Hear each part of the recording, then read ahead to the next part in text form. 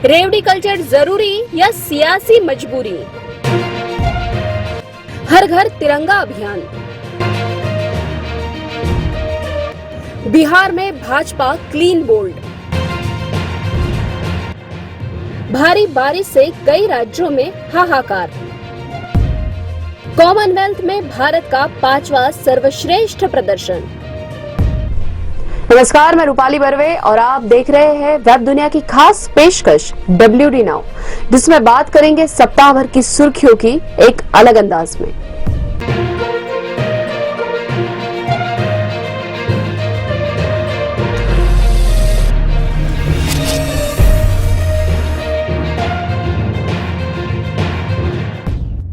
रेवड़ी कल्चर देश की सियासत का सबसे हॉट मुद्दा बन गया है।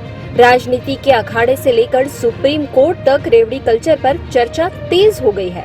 प्रधानमंत्री नरेंद्र मोदी लगातार अपने भाषणों में रेवड़ी कल्चर को लेकर नाराजगी जाहिर कर रहे हैं। वहीं दिल्ली के मुख्यमंत्री अरविंद केजरीवाल ने रेवड़ी कल्चर पर जनमत संग्रह का शिगुफा छेड़ नई बहस को जन्म दे दिया है। देश की शीर्ष अदालत ने रेवड़ी कल्चर को गंभीर माना है।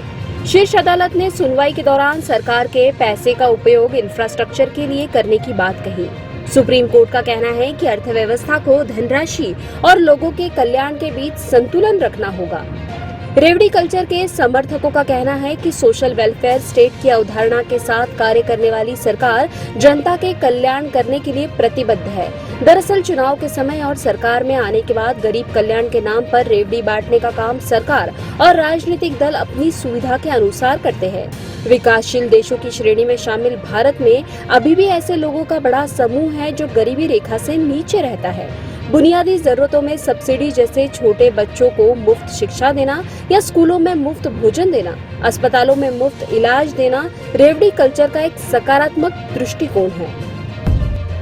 एक तरफ भारत के संस्कृति मंत्रालय ने 20 करोड़ झंडे उपलब्ध करवाने का दावा किया है, वहीं दूसरी ओर उत्तराखंड भाजपा अध्यक्ष महेंद्र भट्ट ने यह कहकर बवाल खड़ा कर दिया कि जिसके घर में तिरंगा नहीं लगा होगा, हम उसे विश्वास की नजर से कभी देख नहीं पाएंगे।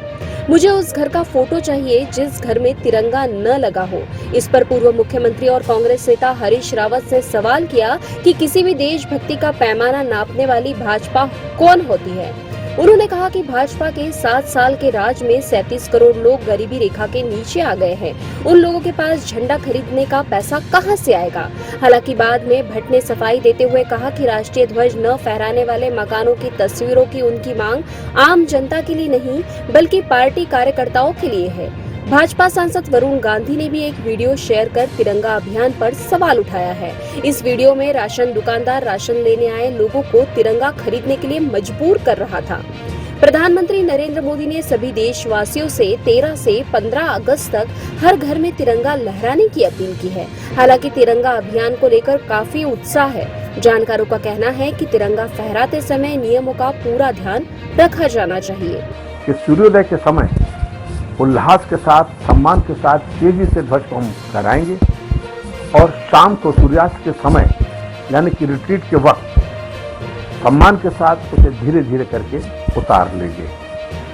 13 अगस्त से लेकर 15 अगस्त तक रात दिन ध्वज को फहरा सकते हैं, बेशक फहरा सकते हैं। तो आप ध्यान दीजिए कि जो शासन द्वारा झंडे जो बेचे जा रहे हैं, जैसे कि नगरपालिका से, पार्टी कार्यालयों से या बाजार में भी जो बिक रहे हैं, वो झंडे पॉलिस्टर के हैं और उनकी साइज है 2 इंच बाई 3 इंच। याद रहे, ये साइज देख लें। तो ये साइज वो साइज है जो फ्लैग कोड इंडिया के जो 9 टाइप के फ्लैग है उस साइज में ये शामिल नहीं है। इसलिए ये ध्वज हम 24 घंटे अपने घरों पर लगा सकते हैं। नोटेड, फहरा नहीं सकते, लगा सकते हैं। ये हो गई एक बात। अब सवाल ये है कि हमसे कहा गया है कि रात दिन भी, तो रात दिन बिल्कुल फहराएंगे। जिन घरों पर हम छत के ऊपर ध्वज दंड पर 2 बाई 3 फीट का झंडा लगाते हैं, मैदान में, खुले मैदान में या किसी सार्वजनिक कार्यक्रम में जब झंडा फहराया जाता है, तो वहां पर हमें ध्यान रखना है कि राष्ट्र ध्वज जो 9 साइज के फ्लैग कोड इंडिया में हैं, उन्हें रात भर हम नहीं लगा सकते। लेकिन अगर लगाना है तो जैसा कि हमें अभी निर्देश मिले हैं कि सम्मान और मर्यादा का ख्याल रखें, तो उसका मर्यादा ये है कि अगर इन 3 दिन 13 अगस्त से लेकर 15 अगस्त तक की रात में जो झंडे रात दिन लगाए जाना है, उन झंडों को अगर हम उतार के नहीं, रिट्रीट नहीं करते हैं, तो वे झंडे रात सूर्यास्त होते ही उन पर पर्याप्त रोशनी रख दी जाए, अर्थात वो झंडे अंधेरे में ना रहे। इस बात का विशेष ध्यान रखना है। यही झंडे हैं रात भर हम लहरा सकते हैं बिना अंधेरों के। अदरवाइज जो घर में हम लगा रहे हैं, फहरा नहीं रहे हैं, जो 20 इंच बाई 30 इंच की जो बिक रहे हैं, वो तो उसमें कोई नियम लागू नहीं है, लेकिन अगर ध्वज कराते तो ये इसलिए। महाराष्ट्र में शिवसेना के बागियों की मदद से सत्ता का मास्टर स्ट्रोक मारने वाली भाजपा बिहार में क्लीन बोल्ड हो गई। दरअसल नीतीश कुमार को लंबे समय से हाशिए पर लाने की कोशिश कर रही भाजपा नीतीश को समझने में चूक कर गई। इससे पहले कि भाजपा बिहार में महाराष्ट्र दोहराती, नीतीश ने ऐसा दांव चला कि भाजपा चारों खाने चित हो गई। अब भाजपा नेता नीतीश पर निशाना साधने के अलावा जंगल राज का अपना पुराना राग अलापने लगे हैं। शरद यादव, उपेंद्र कुशवाहा जैसे बिहार के दिग्गज नेता नीतीश को प्रधानमंत्री मटेरियल बता चुके हैं, लेकिन नीतीश ने यह कहकर मामले को ठंडा करने की कोशिश की है कि वे प्रधानमंत्री नहीं बनना चाहते, वे बिहार की ही सेवा करना चाहते हैं। हालांकि उन्होंने ये जरूर कहा कि वे विपक्ष को एकजुट करने की भूमिका निभाने को तैयार है। इतना ही नहीं, नीतीश ने यह भी बताया कि उन्होंने भाजपा के साथ गठबंधन क्यों तोड़ा। उन्होंने कहा कि उन्होंने भाजपा से 4 मंत्रियों की मांग की थी, लेकिन जदयू से 1 ही मंत्री बनाया गया। उनकी मांग को ठुकरा दिया गया था, ऐसे में उन्हें भाजपा के साथ गठबंधन तोड़ना पड़ा। नीतीश के इस कदम से 2024 में बिहार में भाजपा की मुश्किलें बढ़ सकती है।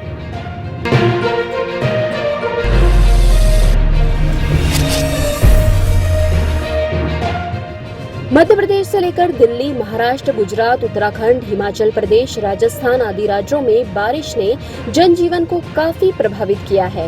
मध्य प्रदेश की आर्थिक राजधानी इंदौर में तेज बारिश के कारण कारें बहती हुई नजर आई।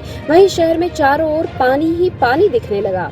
इतना ही, इंदौर के निकट ओखला गांव में पिकनिक मनाने गए लोगों की 14 कारें उस समय पानी में तैरने लगी जब पहाड़ी नदी में अचानक पानी आ गया।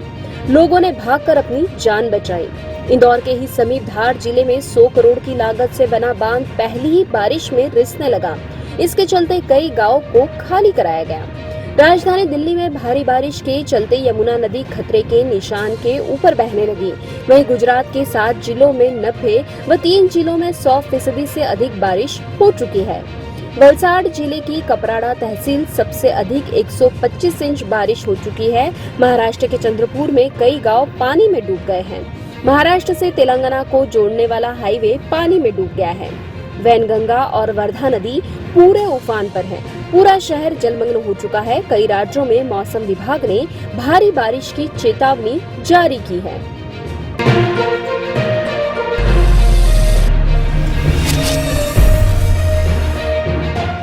कॉमनवेल्थ गेम्स में भारत का प्रदर्शन शानदार रहा। भारत ने 22 गोल्ड, 16 सिल्वर और 23 ब्रॉन्ज मेडल जीते। कुल 61 मेडल जीतकर भारत अंक तालिका में 4थे स्थान पर रहा। यही नहीं, इस दौरान भारत 200 गोल्ड मेडल जीतने वाला 4था देश बना।